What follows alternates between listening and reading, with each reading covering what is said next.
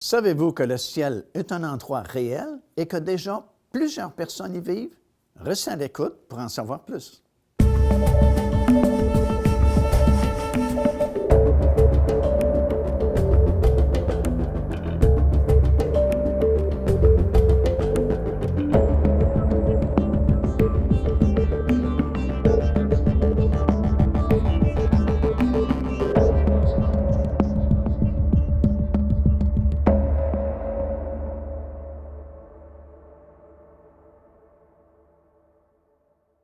Bienvenue à cette émission de télévision, Les Actualités prophétiques. Alors que nous parlons vraiment d'accomplissement prophétique dans ces derniers jours que nous vivons avant le retour du Seigneur Jésus-Christ, et on est en train de parler de choses vraiment très intéressantes. On est en train de parler du ciel et comment Jean, sur l'île de Patmos, avait été ravi en esprit et s'est retrouvé là-haut dans le ciel.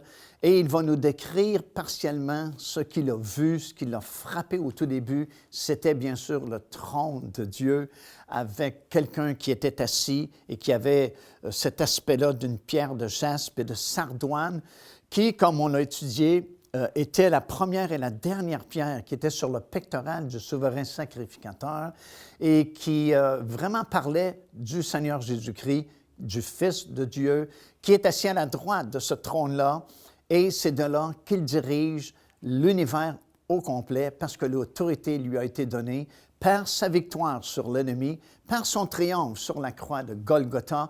Lui-même a déclaré après sa résurrection, « Tout pouvoir m'a été donné dans le ciel et sur la terre. » Alors, on est en train de voir ces choses-là. Puis, Jean a remarqué qu'il y avait tout d'abord 24 personnes, ils appellent des anciens, qui étaient assis sur 24 trônes, qui formaient un cercle autour du trône de Dieu.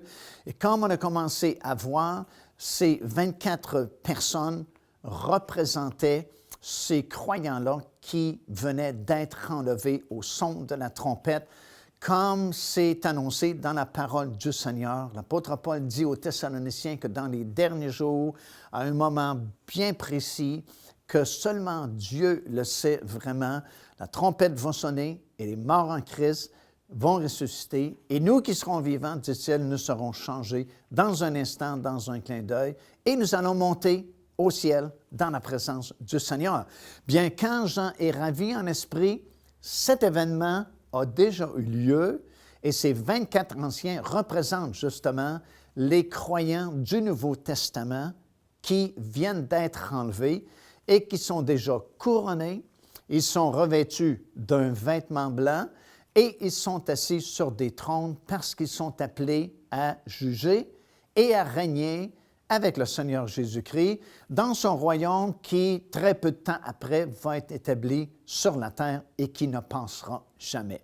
Alors déjà, comme j'ai annoncé en début de cette émission, il y a des gens qui sont là au ciel parce que avant même que ces 24 anciens ne soient assis sur ces trônes, ce qui ne va arriver qu'au moment de l'enlèvement des croyants du Nouveau Testament, et au moment où on fait cette émission, bien sûr, l'enlèvement n'a pas eu lieu encore, mais avec ces 24 anciens, Jean a remarqué 4 êtres vivants qui sont là également tout autour du trône de Dieu et qui, eux, vont représenter les plusieurs saints de l'Ancien Testament qui, eux, sont déjà au ciel depuis la résurrection du Seigneur Jésus-Christ. Et je vais vous l'expliquer plus en détail un peu plus tard au cours de cette émission ou de futures émissions. Mais ce que je voulais vous dire, c'est que déjà, le ciel est un endroit réel. Ce n'est pas un endroit flou, et puis qu'on ne peut pas savoir comment c'est, puis qu'est-ce qu'il y a dans cet endroit-là.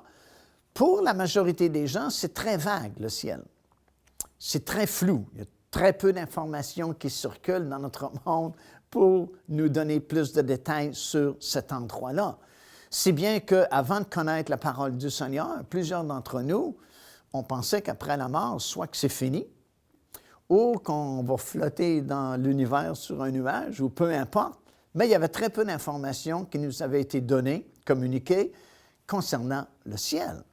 Mais vous savez, il y a beaucoup de choses qui sont là présentement au ciel. Parce que le ciel est un endroit réel. C'est comme une planète qui existe et Dieu est là en personne. Et il y a plusieurs années, notre ministère Pain de Vie avait produit un enseignement qui s'intitulait « L'au-delà ».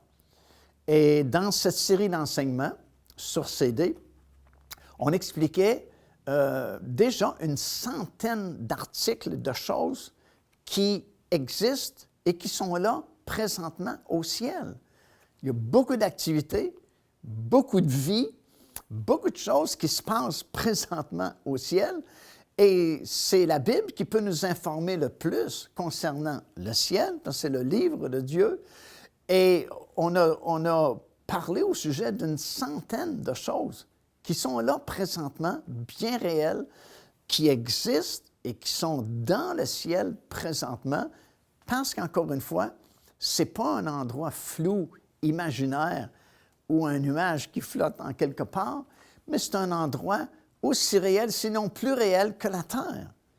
Parce que la Bible dit que ce que nous ne voyons pas, c'est encore plus réel que les choses que nous voyons, et c'est éternel. Et c'est vraiment la condition qui existe et qui prévaut présentement dans cet endroit merveilleux qui s'appelle le ciel, où on est appelé à aller un jour avec le Seigneur. Joignez-vous à nous afin de célébrer le Seigneur et entendre le message de la parole de Dieu par l'évangéliste Mario Massicotte. Venez recevoir ce que Dieu a préparé pour vous. Visitez notre site web www.paindevie.org afin de connaître notre itinéraire. Nous serions très heureux de vous rencontrer et de vivre des moments forts avec le Seigneur.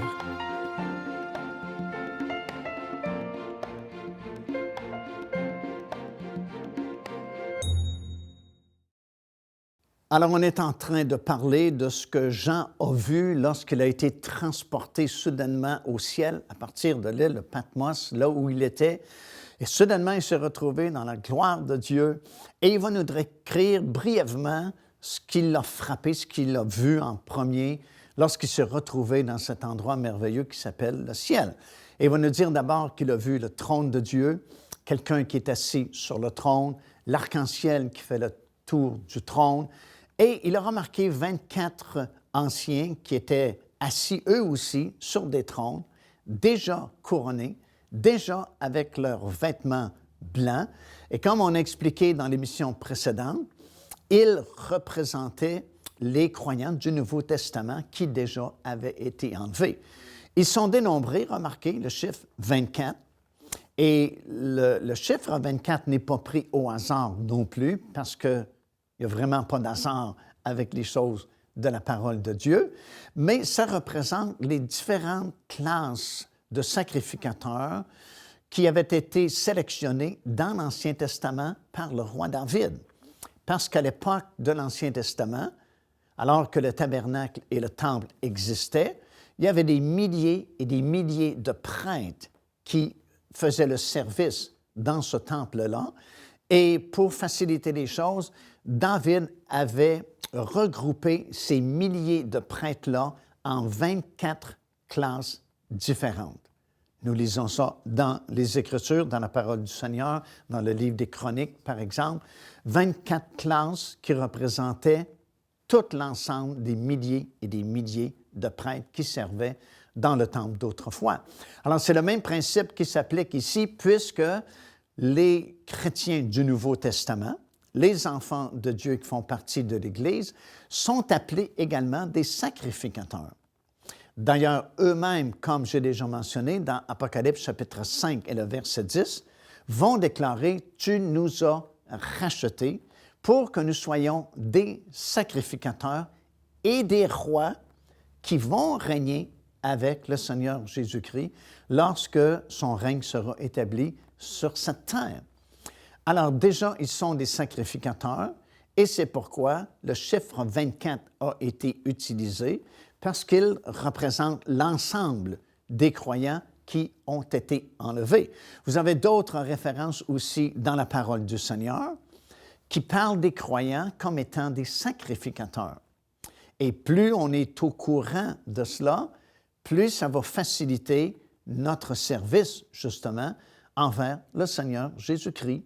Et Pierre va nous expliquer dans son épître, c'est dans 1 Pierre, le 2e chapitre et le verset 9, il va nous expliquer que nous avons un sacerdoce royal.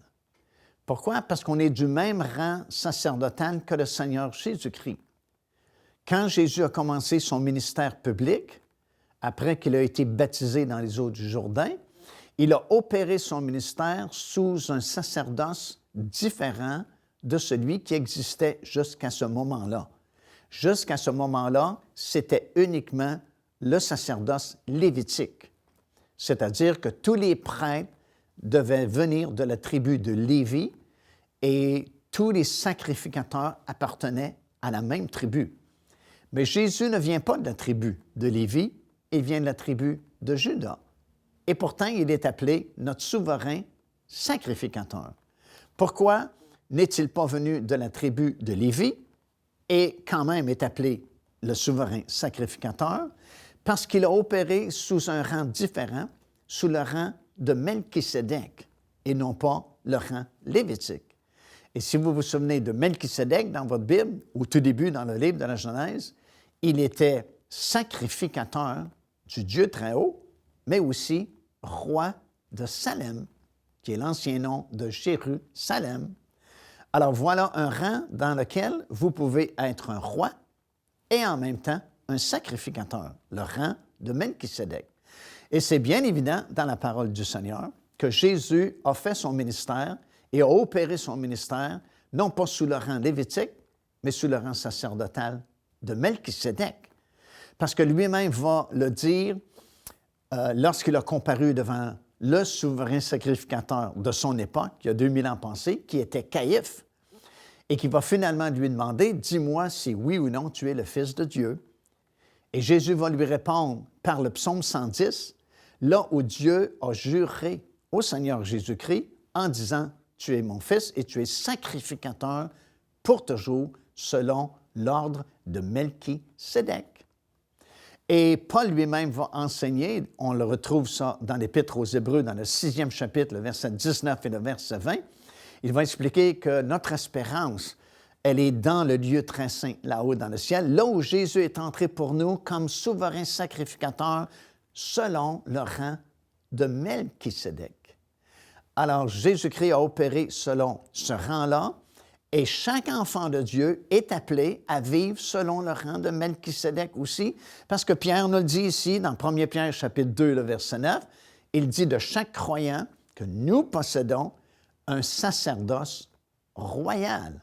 Donc, nous sommes sacrificateurs et prêtres, sacrificateurs et rois en même temps, parce que nous opérons notre vie selon le rang de Melchisédek. Alors, voilà pourquoi ces 24 anciens sont chiffrés au nombre de 24 parce qu'ils représentent l'ensemble des sacrificateurs et des rois qui ont été enlevés et qui sont maintenant dans le ciel, assis sur ces trônes, déjà couronnés, déjà revêtus de leurs vêtements blancs et prêts à administrer les jugements avec le Seigneur Jésus-Christ pour finalement se retrouver dans leur ministère qu'ils opéreront d'abord durant le règne de 1000 ans, lorsque le Seigneur sera revenu, et ensuite sur la nouvelle terre et dans les nouveaux cieux qui seront créés après le règne de 1000 ans et après ça, qui ne changeront plus pour l'éternité. Ça va être la même chose, le règne de Dieu qui sera établi partout sur l'univers. Procurez-vous cet enseignement disponible dès maintenant sur notre site web au www.paindevie.org. En visitant notre boutique web, vous pourrez commander ou même télécharger les enseignements. Vous trouverez aussi plusieurs autres produits contenant des centaines de sujets pour votre édification. Alors Jean, non seulement a-t-il vu ces 24 anciens qui étaient assis sur ces 24 trônes, comme nous venons de mentionner, mais en examinant comme il faut, il a vu également 4 êtres vivants qui eux aussi étaient là tout autour du trône de Dieu. Et nous allons lire ensemble dans le livre de l'Apocalypse, c'est dans le 4e chapitre des versets 6 et le verset 7, les paroles suivantes. Il a dit, « J'ai vu au milieu du trône et autour du trône 4 êtres vivants, remplis d'yeux devant et derrière. Le premier être vivant était semblable à un lion, le deuxième était semblable à un veau, le troisième avait la face d'un homme, et le quatrième être vivant était semblable à un aigle qui vole. Alors Jean a vu non seulement les 24 anciens, qui représentent, comme on a dit, les croyants du Nouveau Testament qui déjà ont été enlevés et qui vont régner dans le gouvernement de Dieu qui va s'établir un jour sur la terre. Et il y a un verset également dans le livre du prophète Ésaïe qui affirme cela, que l'Éternel va régner à partir de la montagne de Sion avec ses anciens. C'est écrit comme ça dans ce passage-là des Écritures. Mais il a vu aussi 4 êtres vivants. Et comme on a déjà expliqué dans des émissions précédentes, ces 4 êtres vivants souvent sont interprétés comme étant des anges ou certains chérubins qui sont là au service de Dieu. Et habituellement, on les identifie avec les chérubins qui sont mentionnés dans le livre d'Ézéchiel. Mais ce n'est pas tout à fait la même description que nous avons ici. Et ça ne peut pas représenter ces chérubins-là parce qu'eux-mêmes s'ajoutent aux 24 anciens pour déclarer « Tu nous as rachetés parmi les êtres humains, parmi les hommes. » Alors, on sait qu'aucun chérubin, aucun ange n'a été racheté par le Seigneur Jésus-Christ, mais uniquement des êtres humains descendants d'Adam et Ève. Ce sont les seules personnes, ce sont les seuls groupes de la création de Dieu qui ont été rachetés. Alors, ils doivent représenter une classe de rachetés. Et comme nous avions étudié précédemment, bien sûr, ils représentent les prémices des saints de l'Ancien Testament qui ont été déjà ressuscités après la résurrection du Seigneur Jésus-Christ. Si vous vous souvenez, on avait pris le texte dans Matthieu chapitre 26, 27, alors qu'on parle de la résurrection du Seigneur Jésus-Christ, et c'est bien mentionné que après la résurrection du Seigneur Jésus-Christ, plusieurs saints de l'Ancien Testament sont revenus à la vie. Et ils sont même apparus dans les rues de Jérusalem à la population de l'époque, qui était vraiment, sans doute, vraiment surprise de voir ces personnages bibliques faire leur apparition dans les rues de la ville de Jérusalem. Mais ils sont bel et bien ressuscités. Ça veut dire qu'il faut les voir en quelque part au ciel.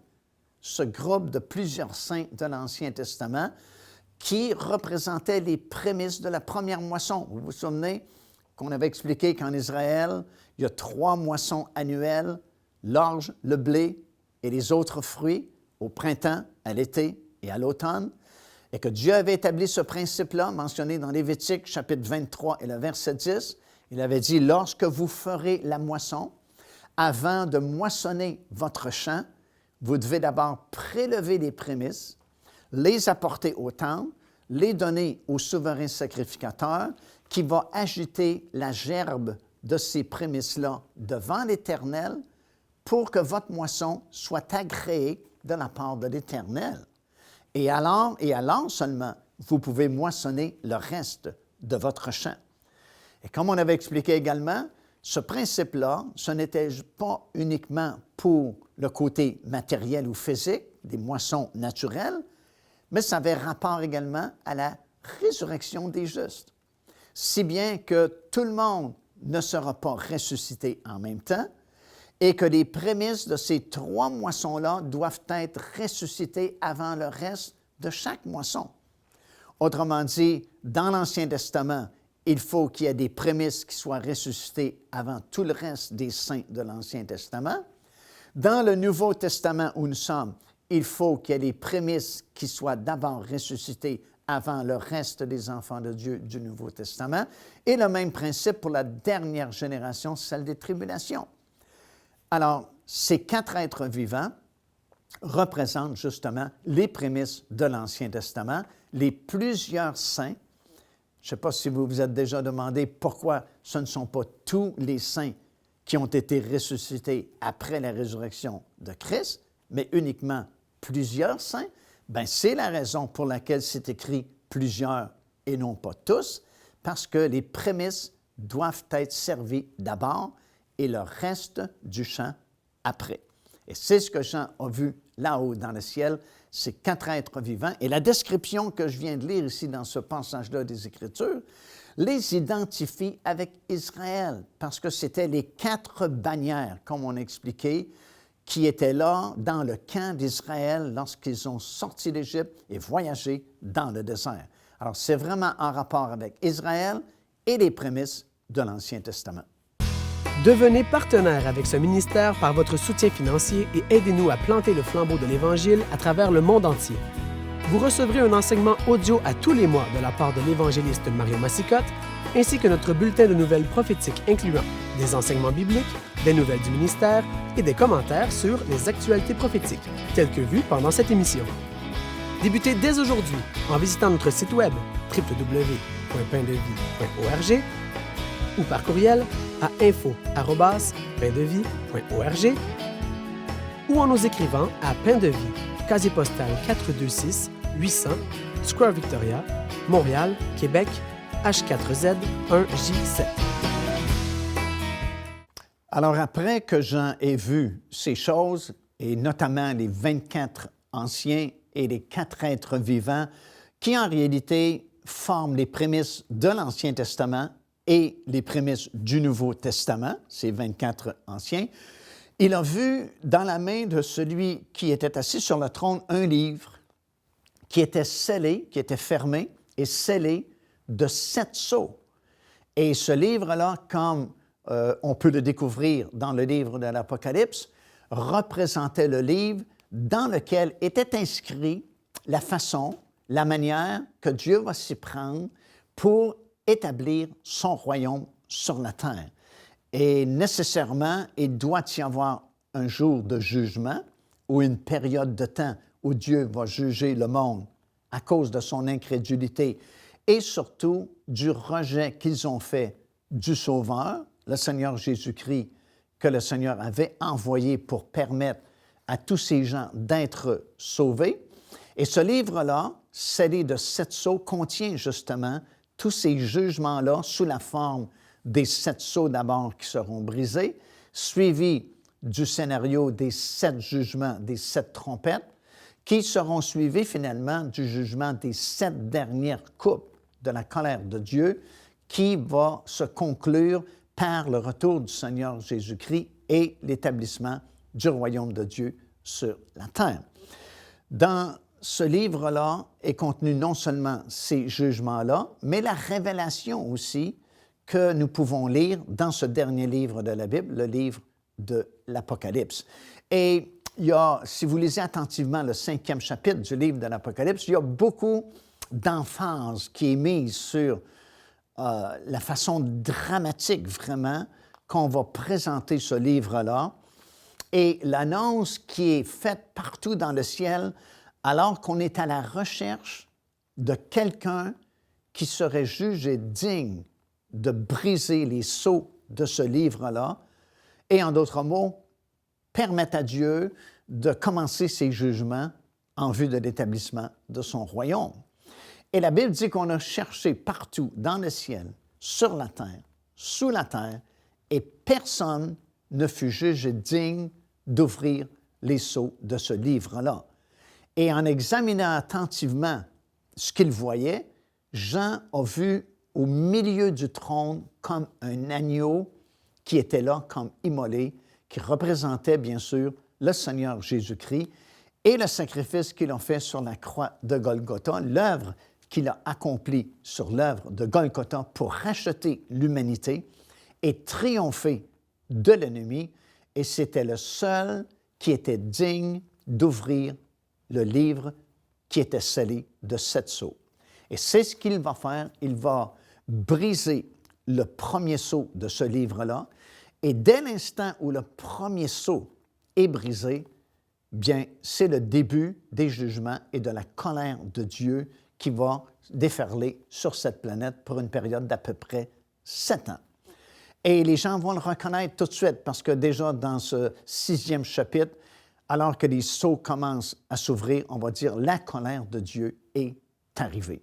Alors, il était seul à être jugé digne d'ouvrir ce livre à 7 sceaux, Mais dès l'instant où il va briser le premier sceau, c'est un des 4 êtres vivants qui va donner le commandement à ce cavalier-là de se pointer, parce que dès l'instant où le premier sceau est brisé, nous lisons dans le livre de l'Apocalypse qu'un cavalier monté sur un cheval blanc est arrivé sur la scène mondiale, et c'est à la suite du commandement d'un des 4 êtres vivants.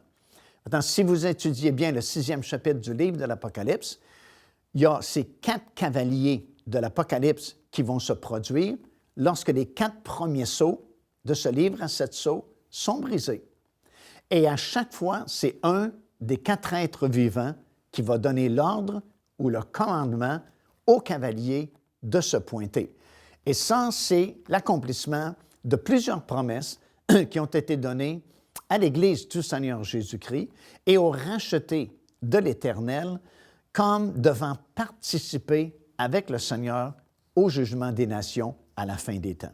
Déjà, dans le livre aux Corinthiens, Paul va dire ici dans le 6e chapitre et le 2e verset, « Ne savez-vous pas que les saints jugeront le monde? » Et le seul temps où les saints pourront juger le monde, c'est durant cette période de tribulation.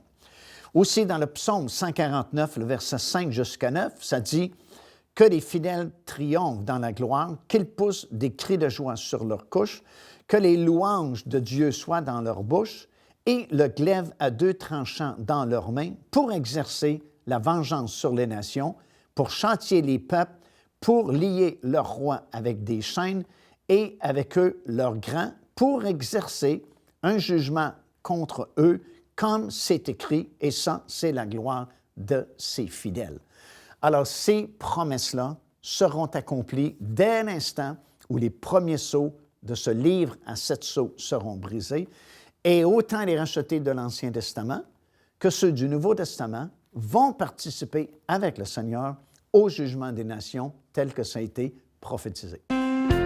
Car Dieu a tant aimé le monde qu'il a donné son Fils unique, afin que quiconque croit en lui ne périsse point, mais qu'il ait la vie éternelle. Téléchargez gratuitement l'enseignement « Le salut, c'est quoi ?» en visitant notre site web www.paindevie.org et recevez la grâce merveilleuse que Dieu vous offre. Alors que nous terminons cette émission aujourd'hui, je vous invite vraiment à faire partie de cette grande famille des enfants de Dieu, parce que c'est tellement simple d'être sauvé présentement. Ça ne sera pas toujours aussi simple, parce qu'il y a des temps difficiles qui arrivent bientôt, comme ça a été prophétisé.